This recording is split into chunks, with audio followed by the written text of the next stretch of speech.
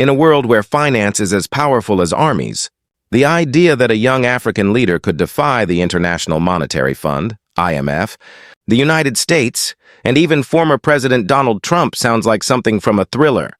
Yet headlines across social media erupted. Traore blocks Trump's 3B IMF debt trap, and Burkina Faso escapes digital currency plot. The image was irresistible.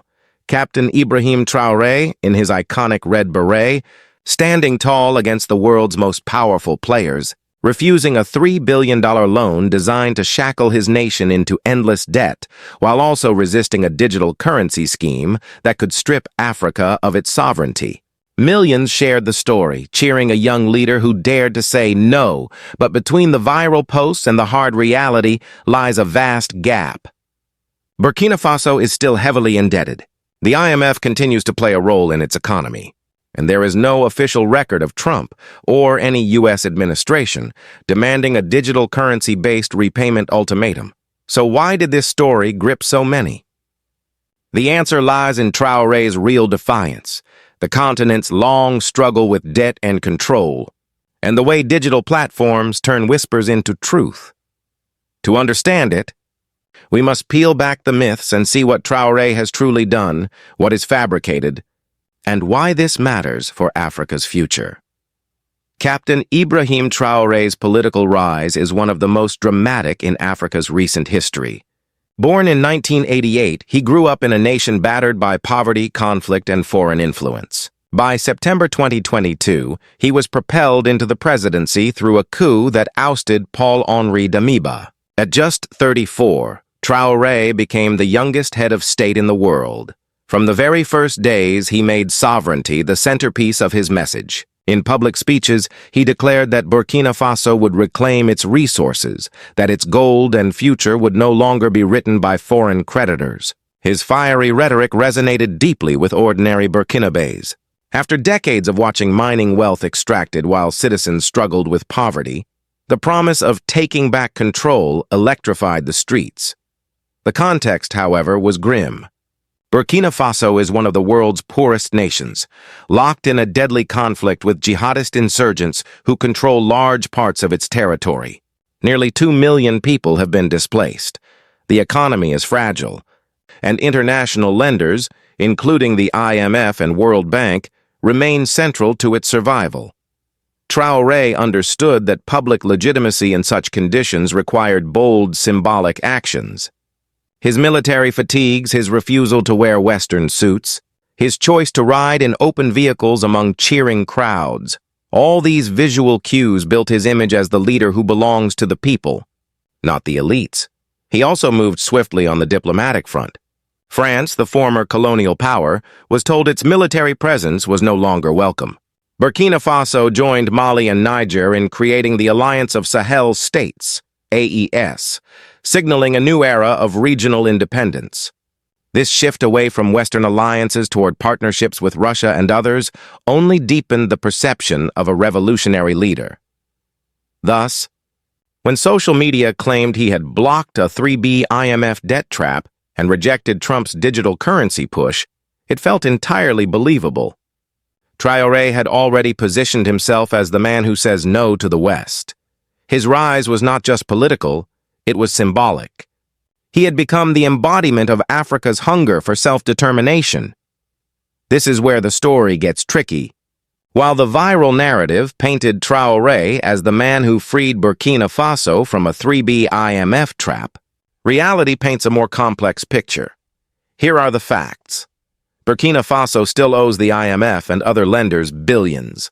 As of early 2025, its external debt stood at roughly $5.6 billion. Far from paying it all off, the country continues to depend on external financing. IMF programs continue. Burkina Faso has participated in IMF programs that provide loans with conditions, including reforms aimed at stabilizing the economy. This means the IMF still holds significant influence. No verified 3B ultimatum exists.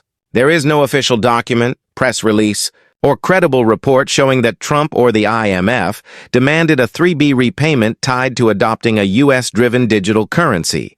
So why did the Traoré blocks Trump story gain such traction? Part of it comes from the real tension between African states and Western financial institutions.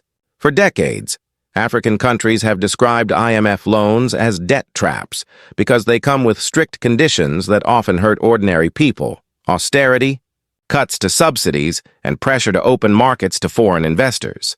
This background makes it easy for people to believe dramatic headlines. If IMF loans have long been seen as tools of control, why wouldn't there be a trap? If digital currencies are being explored by major economies, why wouldn't one be tied to such a demand? What's true is that Traore has fiercely criticized the IMF and World Bank for acting as instruments of Western influence. He has also emphasized that Burkina Faso must find alternatives to these loans, perhaps by deepening ties with non-Western allies. That real defiance provides just enough of a spark for misinformation to take fire. The danger here is clear. While citizens cheer a story of total liberation, the reality is that Burkina Faso still depends on external finance. That gap between belief and fact can create both powerful loyalty and deep disillusionment. Even without the viral myths, Traore has made significant moves that explain why people see him as a liberator. His most important actions have focused on resources, sovereignty, and alliances. First, his government introduced a new mining code in 2024, aimed at increasing state control over Burkina Faso's gold industry. Foreign firms faced tougher regulations, while the state claimed more of the profits. In a country where gold is the largest export, this is a major shift. It signals that Burkina Faso wants to benefit more directly from its own wealth. Second, Traore's rhetoric has been consistently anti-Western. He has accused France of exploiting Burkina Faso's resources and using its military presence to maintain influence. In January 2023, he expelled French troops and declared that Burkina Faso would chart its own path. This bold move won him admiration across Africa, where resentment of France's neo-colonial role runs deep. Third, he has embraced alternative partnerships. Traore has welcomed cooperation with Russia, particularly in military training and equipment. He has also sought closer ties with Mali and Niger, forming the AES bloc as a counterweight to Western alliances like ECOWAS. On the domestic front, Traore has positioned himself as a man of the people. He rejects luxury, lives modestly, and often appears in simple military attire. This image contrasts sharply with African elites seen as corrupt and disconnected. These actions may not amount to paying off the IMF or rejecting a 3B ultimatum, but they carry real weight. By taking concrete steps to assert control, Traore has built credibility as a leader who prioritizes sovereignty over dependency. That credibility makes the myths feel plausible, because in many ways, he is doing what people wish their leaders would do. The idea that Traore blocked a Trump-backed digital currency plot sounds wild, and yet it spread like wildfire. Why? Because it tapped into three powerful currents of modern anxiety. Debt as enslavement. For decades, African citizens have seen IMF and World Bank loans as tools that trap their countries in endless repayments. The phrase debt trap resonates deeply. Fear of digital currency. Across the world, debates rage about central bank digital currencies, CBDCs. Critics argue they could give governments and foreign powers unprecedented control. Linking this to the IMF was a natural step for conspiracy-driven narratives. Hero versus villain storytelling. People love simple stories. In this case, Trump and the IMF as villains, Traore as the fearless hero. Social media algorithms amplified this narrative. Videos with dramatic titles got millions of views. Some content even used deepfake technology, misattributing quotes or creating fake speeches to reinforce the story. Misinformation researchers note that once a story aligns with people's emotions and worldview, fact checks struggle to catch up. Even when Reuters, VOA, and fact-checking organizations debunked claims that Burkina Faso had paid off its debts, many audiences dismissed it as Western propaganda. Thus, the myth grew larger than the truth. It became a rallying cry, not just for Burkinabés, but for Africans across the continent who saw in Traoré the leader they longed for, someone who stood up to the most powerful nations and refused to bow. The viral storm around Traoré isn't just entertainment. It reveals deep truths about Africa's economic struggles, its relationship with the West, and the power of narrative in shaping politics. Economically, Burkina Faso remains highly vulnerable. Its debt burden is heavy, inflation pressures are real, and its war against insurgents drains resources. Even with new mining policies, revenues cannot replace the role of international financing overnight. If external support dries up, ordinary citizens could suffer. Geopolitically, Traoré's defiance is part of a larger shift. Across Africa, countries are questioning old alliances, rejecting Western dominance, and seeking new partners. The AES bloc is a symbol of that change. Whether this leads to genuine independence or simply new forms of dependency, e.g., on Russia or China, remains to be seen. Narratively, Traoré's image is powerful. For many, he is already a legend, the man who stood up against the IMF, Trump, and digital colonization.